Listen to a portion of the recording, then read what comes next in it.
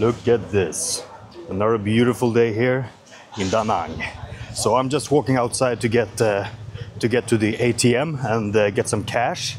So this is gonna be real fun to tell you guys about, because all of my Swedish followers are gonna be so envious right now of me.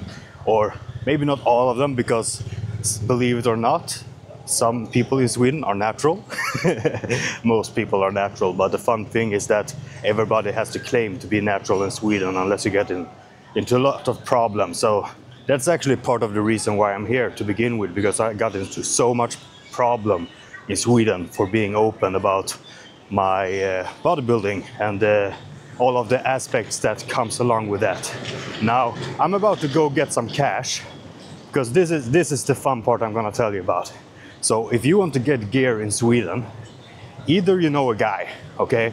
So usually how it goes is that you enter a gym, you need some gear, you find the biggest dude, and you go up and you try to start small talking with him, and he's gonna understand just what you're about to get to, and he's gonna understand exactly what you want to, like the question you're gonna want to arrive to, but you still need to, you know, act properly and be respectful and all of that. And then you're gonna tell him, hey, either he can look at you and tell that you're jacked, or you're gonna have to do some more convincing that you're not gonna rat him out, okay? If you get a person to get you the gear, like if you don't order it online or so, it's gonna be slightly more pricey, because he's basically putting his neck on the line for you, right? So he's actually taking a risk for you if you want to get the gear from a person, right? So it's gonna be more expensive. It's actually usually maybe between 30 and 50% more expensive. So it does make a big difference. Now you can order online as well. And at first you're gonna think it's more cheap. At first. This may actually take a while for a lot of people to figure out, okay? If you want to order online, first of all, you have no direct contact with a person that can take responsibility if the gear is shit, right? And in Sweden, you know, depending on where in the world you're at, the risk of your gear being shit is going to be higher or lower. And also during which time period. So during the COVID pandemic time, there was a lot of bad gear in Sweden. And I got sick from it. I was in a lot of pain for it. I was in a contest prep and I suffered a lot because of bad gear. And it cost me a lot of money to get the gear, and it was shit, okay? Now, if you're gonna order online, you are going to have to use some Bitcoin, right? And now those kinds of services have gotten a lot better lately. But for a while you had to be kind of technical to get it right. Now it's quite easy. I think most people should be able to get it right. Regardless, when they send you the package by mail, there's always a risk that you won't get the package, because the stuff in the package is illegal, right? So there's always a risk that you won't get it. And if you don't get the package, it may take up to a year, or even sometimes more than a year, for you to get the mail by the police that tells you, hey, we found this package, it was sent to you, and it's illegal, and did you buy this? And you, of course, you're gonna say no, and you're not gonna get into any trouble. So people are usually really worried about getting into trouble if they don't get the package. Now, maybe some people have gotten into trouble, but as far as I know, and all the people I know, nobody actually got into trouble regarding that. You just say you have no idea what the package is about, because technically anyone can send a package to anyone, right?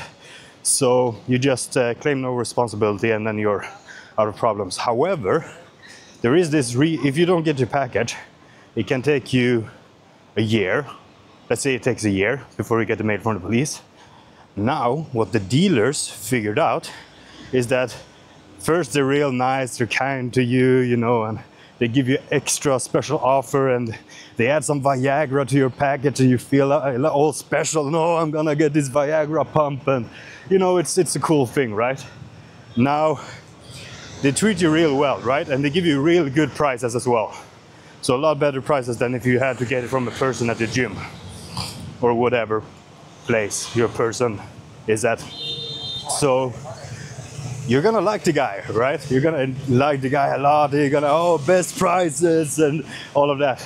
Next time you order, the package doesn't arrive. And you're gonna think, oh shit, the police got the package, right? Shit. Now, I know a person who actually sends out those kinds of packages every now and then. And I talked to him and I was like, how often is it that the package doesn't arrive?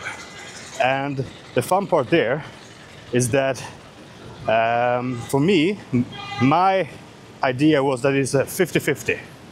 Half of the time the package doesn't arrive, okay? And when he told me, when I asked a question, he was like, what? No, they always arrive. The packages pretty much always arrive. Maybe once it didn't. And then I was surprised. And then it was, oh, but I do know that a lot of people say they sent out the package, but they never did, right? So they say they sent you the package, they didn't actually put it in the mail, and then when you don't get the package, you're gonna think it's the police, right? So maybe, I don't know what the business model is, but I'm fucking certain that it's a part of the business model to not send out all the packages, and that you're gonna think it's the police in Sweden, right? So in my estimate, if half of the packages that you order online in Sweden doesn't get to you, well, let's say a third, that makes the gear that you order online probably more expensive than the gear you get from a person, right? So regardless, whatever you think you're gonna have to pay for your gear over time, if you do your budget, it's gonna cost you a lot more. And that's just the way it is. Now, I just stopped here because the 8 a.m. is right there, so I'm gonna finish this up then. I'm gonna get some cash and then we'll go to the gym later. So now here, you can actually make the order online. Now you can go to the pharmacy, right? Now the thing with the pharmacy is that you gotta know which pharmacy to go to. And also, it's not the same, like I'm new here, so I don't know which pharmacy to go to. So I just went and asked around and I could find some testosterone and all of that, like the basic shit I could find. However, if you want the full fucking menu, you can just go online instead, right? And you can have it delivered to you. The cool thing here is that you don't need to use the Bitcoin. You can choose the option cash on delivery, which basically means that you're gonna pay some Grab driver, that's like the delivery system, they use Grab here. You can pay some Grab driver really little money because they're real cheap for the delivery. It's gonna get to your home, and when you get the package to your home here, or wherever you're at, wherever you choose to receive the package, you can open the package, check inside the package if all the stuff is right, okay, so that you get the correct stuff, and then you pay cash to the Grab driver. So there's no risk. There's no fucking risk to it. And also it's a lot cheaper. So if compared to Sweden, this is the fucking dream, right? And in Sweden it's the fucking nightmare. Okay, so before I said that you don't typically get into trouble with if the police get your package. That's the typical thing. I have heard of people that if it happens more than once, maybe that the police will come home to your place and raid your apartment. Right now, I don't think that's common at all, to be honest. But I have heard of it. Now I don't know how much truth there is to it, and I personally wouldn't worry. Now, if you're a person that worries a lot, maybe you're gonna worry. Now, I personally wouldn't worry. However, I just thought I would share the difference. People there don't give a shit. I can talk to anyone, and if somebody asks me, "Oh, you're taking steroids?" I will be just, tell them the truth, right? And typically here, people don't judge you the same. They're just like, oh. Now, I think it's really cool. Okay, so I'm gonna get the cash at the ATM right here. And right, one more thing. The gear in general here is half the price of in Sweden. Just about half the price. Like the growth hormone, around half the price. The testosterone and the rest of the anabolics, around half the price. Maybe slightly more, slightly less. The only thing that so far is the same price as in Sweden has been the retatrutide. Now for me, retatrutide, it has changed my life. I absolutely fucking love it. I'm not gonna go off on the topic of retatrutide. It's a GLP, so it basically, it does a lot of things. I want to talk about it later, but however, I just want to say that the retatrutide here, it's the same price as in Sweden. Otherwise, the rest is cheaper. And yeah, I just fucking love it. Okay, I'm gonna get some cash and then we'll get to the gym. The traffic here is, I wouldn't call it crazy, but it is crazy. It is crazy. I just wanted to remind you to please subscribe to the YouTube channel if you appreciate the content I'm making. It means a lot to me. And yeah, I'm currently in Da Nang, which is a really cheap country. So here I can actually live off my YouTube channel. But I want to travel the world and do so even more. So if you want to support me and help me to live as a YouTuber, please press that subscribe button. It means a lot to me. Now at this point, I really cannot blame people for looking at me. So I'm a Swede, a tattooed Swede with bigger muscles than usual, holding a camera and an umbrella. Now, I won't blame anyone for looking weird at me at this point. Okay, so in case you're wondering why I'm using the umbrella, it's because I have my new tattoo, which I'm actually really happy about. So I think it turned out great. So I don't want to get the sun on the tattoo. That's basically it. I would love to get a tan actually, or more so. No, I don't think I'm tanned at all, actually. But I would love to get a tan, but I'm gonna have to wait for the tattoo to heal first. I think it turned out really well with the colors and everything, so I'm happy about that. Now there is something else I want to mention regarding the gear aspect of bodybuilding. I was supposed to be at the competition in Sweden last weekend, and I actually booked a ticket and everything, and I had a friend, Stanley, I was gonna go there with, and we were going to have a good time. Now, I went here before that competition, so I wasn't able to attend the competition, so I was here instead, which I'm kind of happy about right now. Or actually, to be honest, I'm really freaking happy about now, because in pretty much most of the world, even though gear may be illegal, it's not a big deal still. Like, the police doesn't really care, okay? They don't really give a shit. Now, if it's a big time steroid dealer, sure, they may give a shit. Maybe they want to stop that thing, right? But regarding personal use, so if a person is on a dose of testosterone, the police doesn't really care. Now in Sweden, that is different. That is a lot different. So in Sweden, the police is on an actual witch hunt for bodybuilders. And the police, now the thing is that it's not technically about rational thinking, like it's not logical at all. But however, we know that most people's opinions are based on their emotions and not the way they think. Like it's not about being logical, it's about emotions, right? And in Sweden, we learn in school real early about all of the bad things that happens from testosterone. And here's the fun thing, this is the real fun thing, that most of the stuff it's not only wrong, it's the fucking opposite, right? So we know if you have good levels of testosterone in your body, you're in less risk of a lot of disease, and you're less unhealthy. If you have too low testosterone, you're at higher risk for a lot of the bad stuff. But in Sweden, people, you know, as kids already, we get kind of manipulated to believe that testosterone is the devil. Now, we don't. Here's the thing: like the side effects that we get taught, they are true. However, we're not taught to what extent they're true. So, if they say, like, you can have problems with your whatever organ in your body, let's say that they say you can have problems with your kidneys. Now, they don't say to what extent that is, because it is true. However, if you're on 500 milligrams of testosterone, you're not gonna have fucking kidney problems, okay? I'm just being fucking real now. Now this gets me kind of pissed off. So the police in Sweden, they don't really get taught anything else, right? So the police take pride in stopping the evil bodybuilders in Sweden, right? And helping them get rid of their bad addiction that's gonna kill them in the early 40s, right? So the police, and they just don't know any better. I mean, a lot of people just don't know any better. So they believe that they're doing a good thing. Now the competition that I was about to attend in Sweden, apparently police came.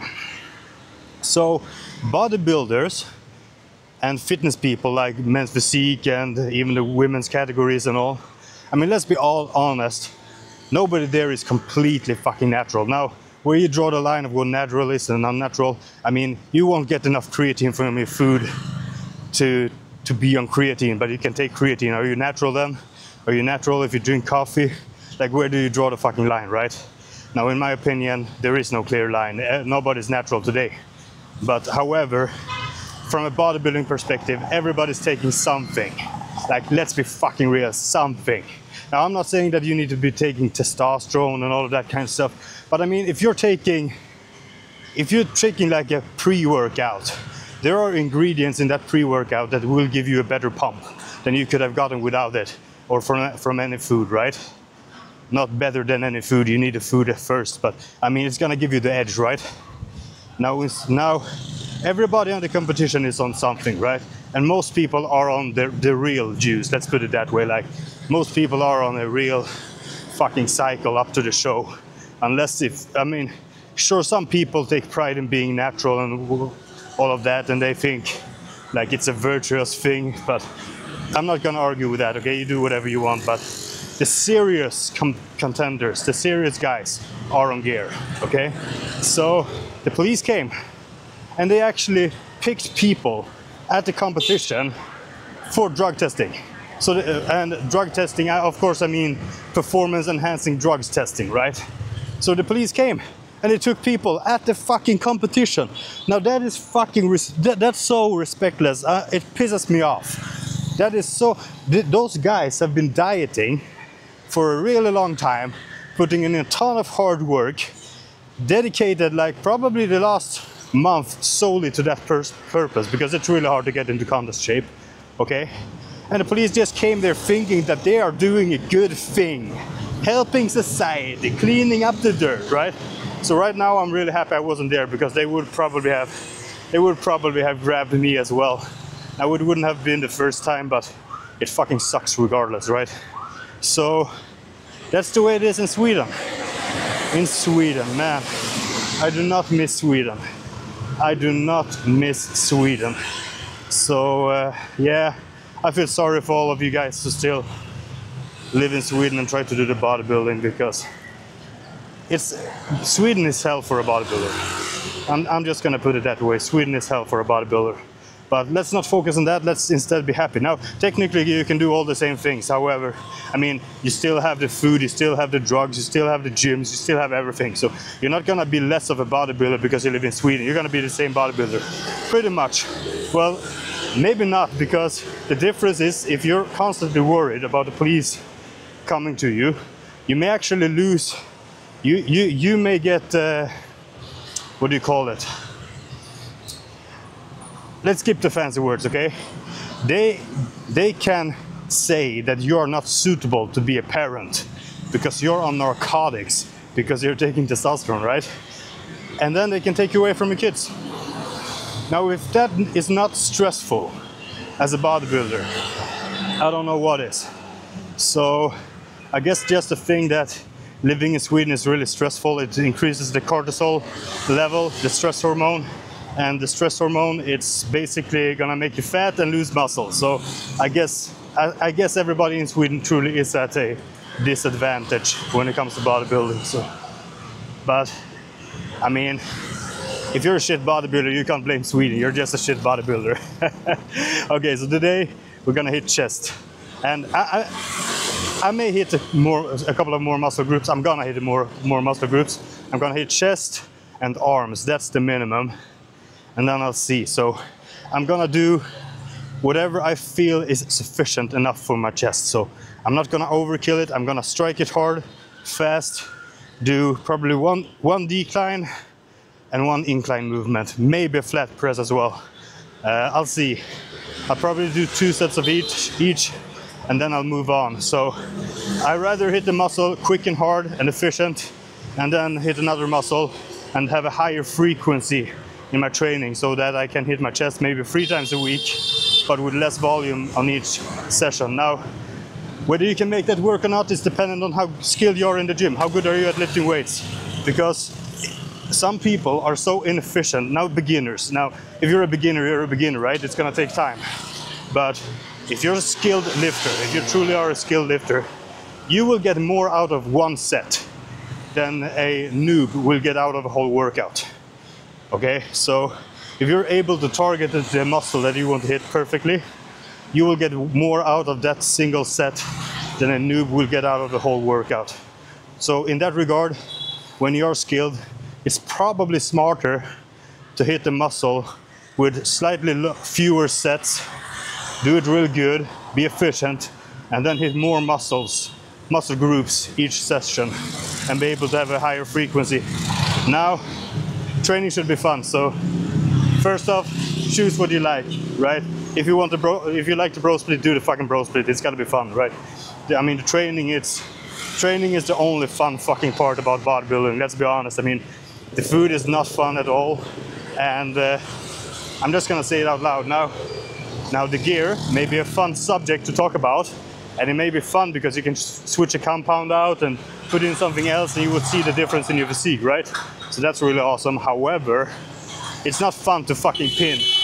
It's not fun to put the needle in your muscle and inject. That's not fun whatsoever.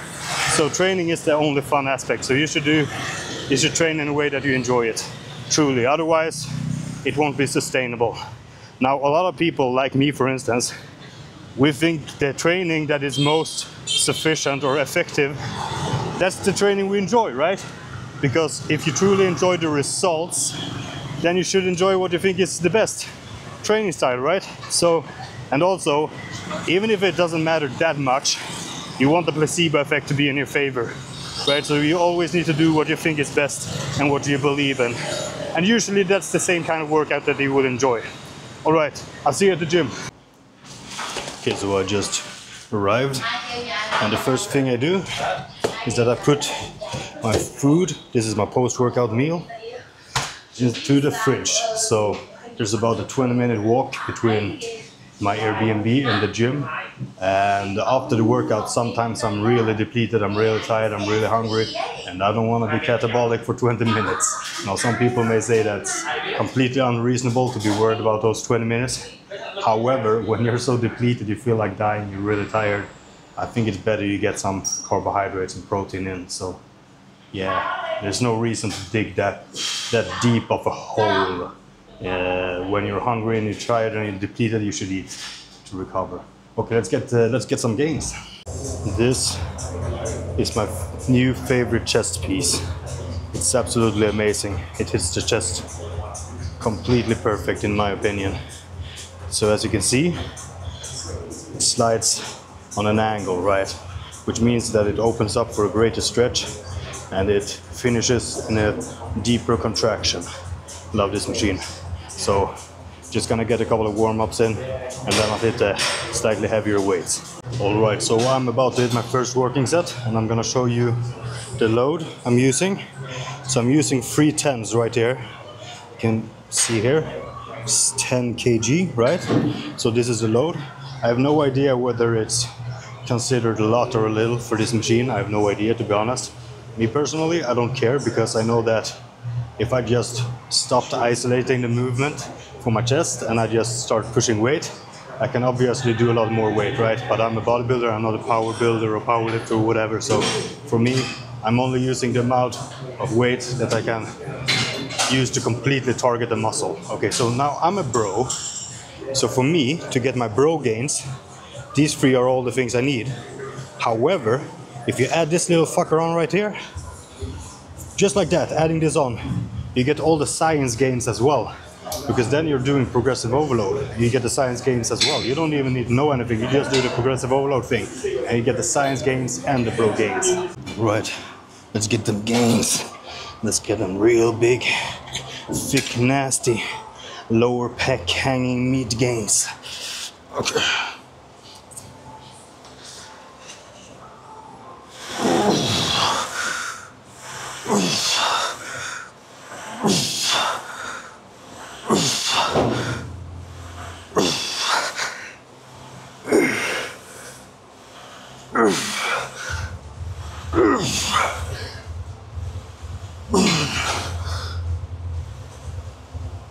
One more.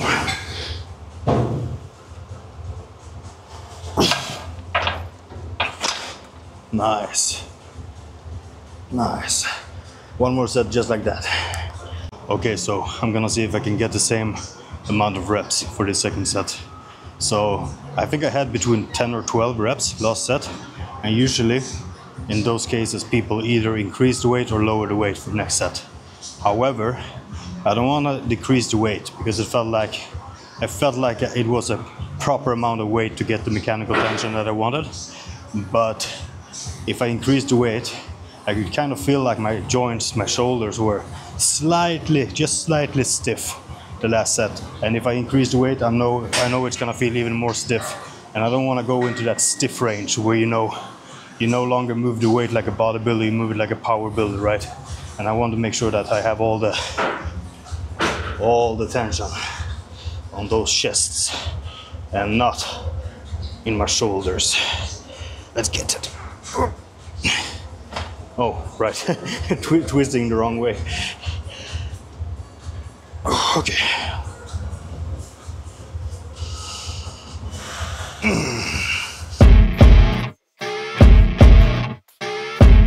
One more.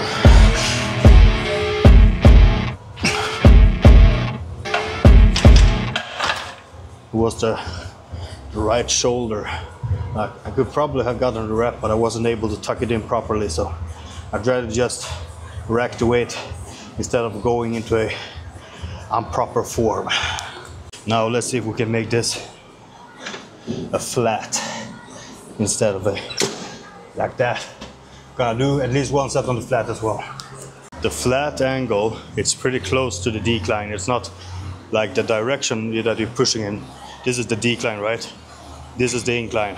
So it's not that much difference. Like the decline, it will hit the lower hanging part of your chest, and the flat will hit more straight across, but it's really close. So I'm expecting to be a bit fatigued from the last set, not be able to get as many reps. Also, the weight is the exact same amount of weight, so since it's about the same movement, just about, I'm expecting to get fewer reps for this one. However, I just want to hit like straight across the chest, like boom. After that, I want to hit the incline. I'm gonna do probably just one set on the flat now, and then the incline I will do 2 sets. Well, let's not waste any more time. Let's get to it. Okay. Oh right, I dropped it, racked it lower.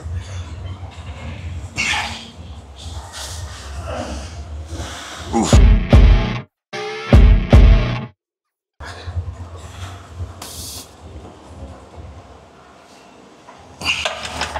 Yeah. Hold that flex. Apparently some people don't believe the pump works, like it's not anabolic. And to me, I don't know, maybe there isn't enough science to prove that the pump works. Regardless, in my opinion, if Hunter Rambo does the FST7 shit to get a better pump, and then he has his athletes flex the muscle after the set, I'm not gonna argue with that. And also I believe in the pump. I believe in shoving a lot of blood into the muscle. Now, here's the thing, that it's always the trend, right? So the trend, it tells you, the problem is that people take it too far. So either it's the volume trend, right? You gotta do a shit ton of volume, and volume is the main driver of hypertrophy or whatever. Next time it's all about intensity, and you need to take that set to failure. Bro, you don't know what failure is, real failure. You know, it's that mindset. And you only need 1 set per muscle every 10 days. Like, it's always too much extremes.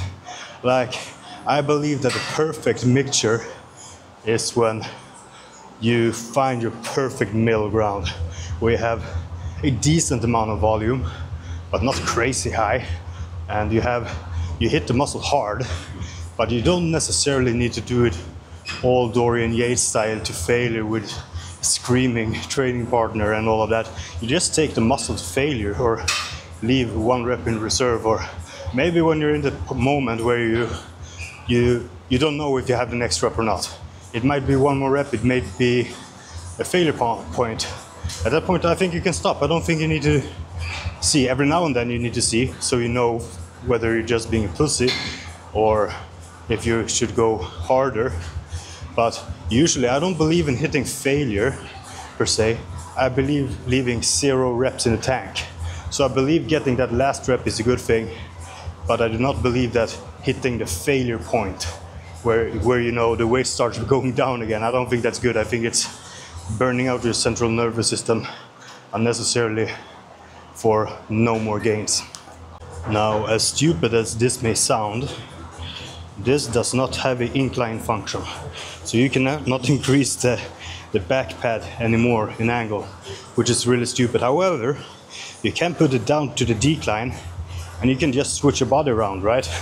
So now the annoying part is that this thing, it's gonna be where your arm comes down. So you're gonna have to slightly adjust your arm angle in order to not hit that thing. But to me, that's okay. So I'm gonna put it to the decline and I'm gonna do the incline. Okay, let's see if I can squeeze myself into this thing. Let's see if I can fit. Okay, somewhere about here. I decreased the weight a bit and I'm gonna see if I get a higher rep count or what's gonna happen. I will see. But the important thing right now is to hit the target muscle. So I need to be able to connect with upper pec.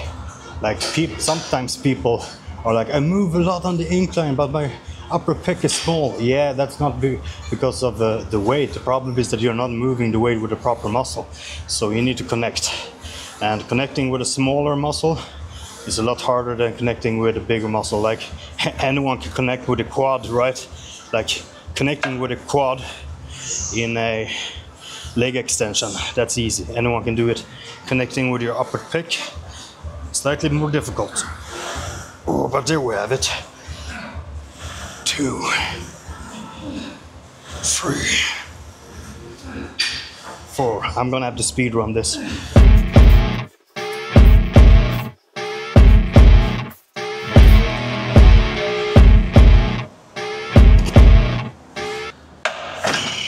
Now that was a proper 0 reps in reserve. I'm gonna do another set like just like this one, but I won't film it. Ladies and gentlemen, I'm pretty sure that the pump has arrived. Look at that. That's a good pump right there.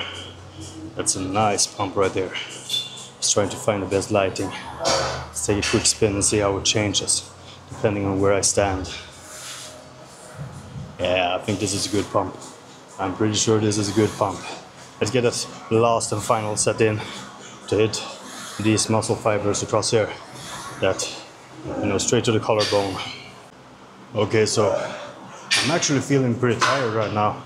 I did 2 sets on the decline, 1 set on the flat, and 2 sets for the upper pec. But I'm kind of feeling beat up right now. I'm kind of feeling pretty fatigued, so I will see how far I will take this workout. 1 set at a time, right? So 1 set, but I won't go beat myself up with another 10 sets if it's not productive anymore, right?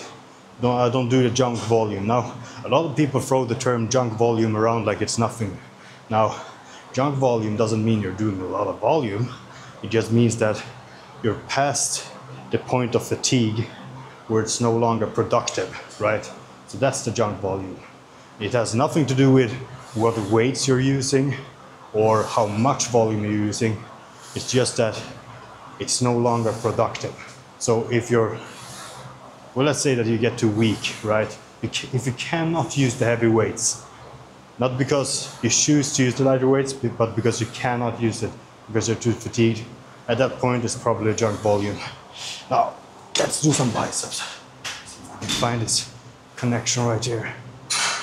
Yeah, and this is pretty lightweight, so I'm gonna go high reps.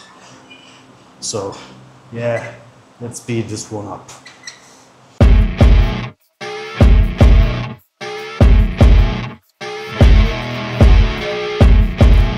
Man, that felt awesome. That felt really good. Now the lighting in here is really weird. Sometimes you can get a good angle, and sometimes you just look weird. Let's do another set. Okay, let's get it. Let's get it. Gotta feel that weight. Yeah, that's good. This is good. Oof. Some people will say that this weight is too light. And I would say that some people who say that have too small arms for me to consider their opinion. Oh, I just went full douchebag. Man, I think that's all I need for my biceps today. It's only 2 sets, but to be honest, maybe I should do 1 heavy set. Maybe I should get 1 heavy set in just to, cross that box. Now, some people may wonder why I'm using, maybe you can't see, why I'm using many of the lighter weights instead of just putting on 1 of the heavier weights on the side. So I'm using 2 of the 2.5 kgs on each side instead of just 1 of the 5. And the reason is really simple actually. I don't want the bigger weights to cover up my bicep as I curl, right? It's simple as that. Simple as that. I think I found the best lighting in the gym. Now maybe it's too bright. Maybe it's too bright for the camera. I will adjust the lighting later and see if I can get a nice angle. In the mirror here, I look twice as big as I probably am. But let's just enjoy the good lighting. I mean, when you get it, you're not gonna be like, no, too good for me. No. Let's embrace that shit. Okay, 1 heavy set. Now, people would still consider this lightweight, and I would still not consider their opinion. No, this is it.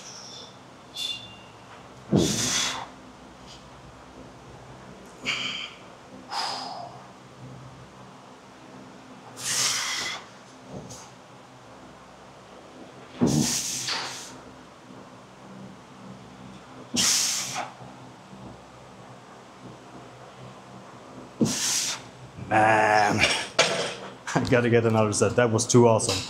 I'm just gonna say it the way it is. I have no idea what adjustments I just did on my camera. No idea. I'm just hoping for the best. Let's see if this is nice. I will check in the editing process later. I feel like it's going like this. It probably is. So yeah, you can see the difference. I'm way too bright now. Like, you cannot see the details across my chest right now because it's too bright.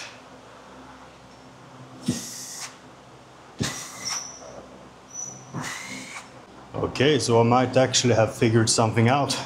I think it was about the frames per second. So if the frames per second for the camera is wrong compared to the light, I think that's what's gonna mess it up. Now, hopefully you can see more details to my physique.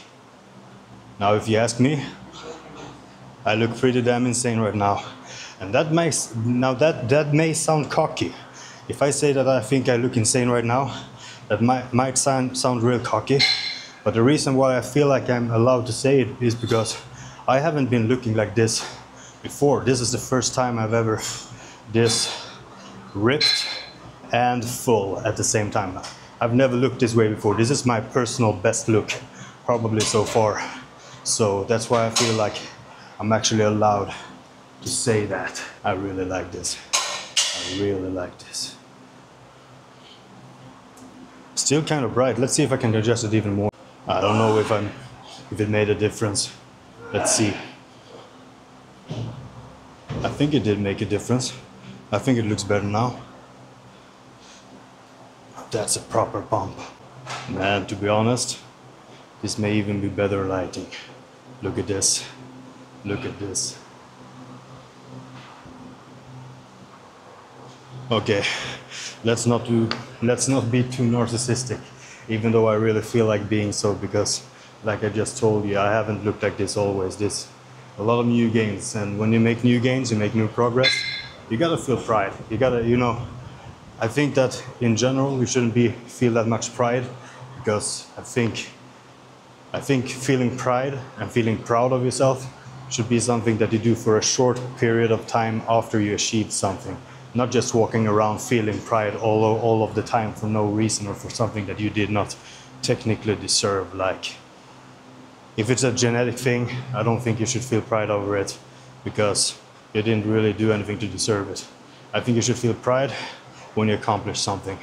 Like for instance, when I take a look at myself right now and I feel like I've never been this good before, I think I should feel a sense of pride for a short period of time.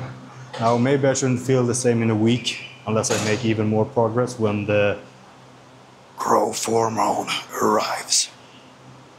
I'm half natty, bro. I'm not even on growth right now. I'm half natty, bro. Yeah, shut up and lift. Let's see if we can find some good tricep mind muscle connection. Now this is nice. This is real nice. Yeah, I'm gonna have to increase the weight, but let's just enjoy the nice connection right now for a couple of more reps. That's a nice squeeze. Yeah. Let's increase the weight and change the camera angle. You know, when you increase the weight, the tricep extension movement, like you just need to increase the weight slightly too much, slightly more than you wanted to. And all of a sudden it's like really freaking heavy. And then if you take a little bit too little weight, it's too light, right? So this is some fine, proper adjustments that are required to get the right amount of weight for the triceps. Let's check this out, see if it's good. I'm just guessing. Yeah, man, this is perfect. This is perfect. 3, 5. I'm guessing 12. 6, 9. I'm guessing 15. 10. 11. 12. 13. I'm guessing 17. 14. 15. Oh. I guess I was wrong. I got to guess 3 times. I was wrong all of the 3 times. I had 16 reps. Man, this is a nice angle. Look at this. Now, I think my arm is looking pretty damn juicy right now. Shut the fuck up. Alright, it's time for a proper pump check.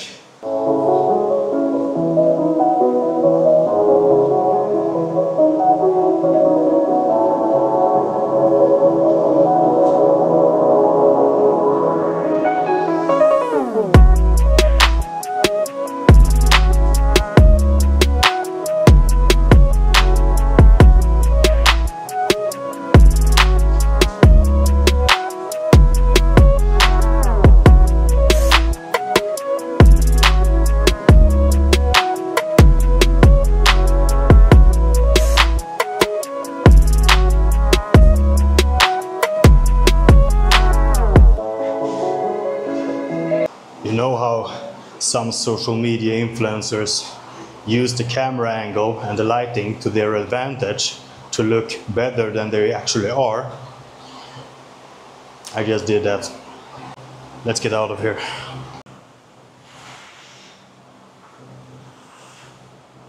Yeah. Yeah. This is all lighting and angles. I just sneaked some calves in as well, so I just hit the calves on the leg press over there. However, I thought they were so boring that I wouldn't waste your time filming it. Let's eat some post-workout food. All right, let's check this out.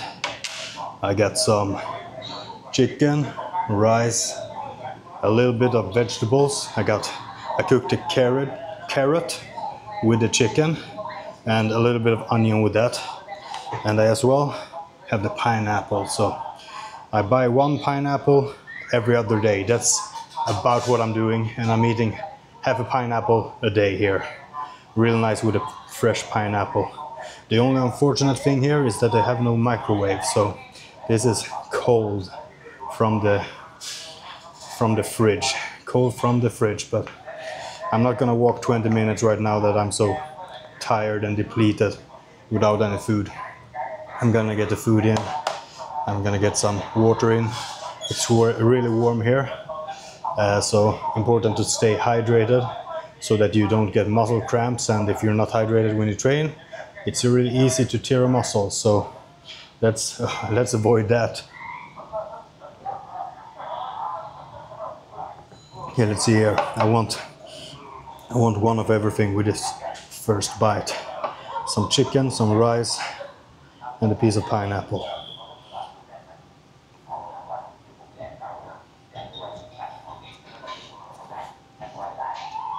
It tastes really good, even though it's cold. That's when you know you're hungry and depleted. I'm gonna enjoy this meal, and I hope that you enjoyed the video. If you enjoyed the video, please smash that subscribe button and share the video if you enjoy it. Share it with a friend that you think is gonna appreciate the gym bro perspective on life. And let's grow together and make this channel even more and more epic. The more support I get, the better videos I will be able to get, and it will motivate me as well. Peace.